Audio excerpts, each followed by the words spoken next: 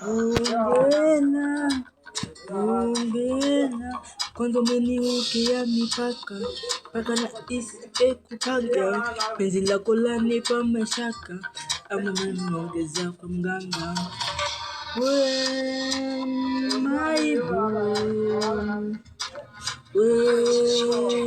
My boo, nitakupeleka kwa mama ukamuone na mjombani, ila penzi lako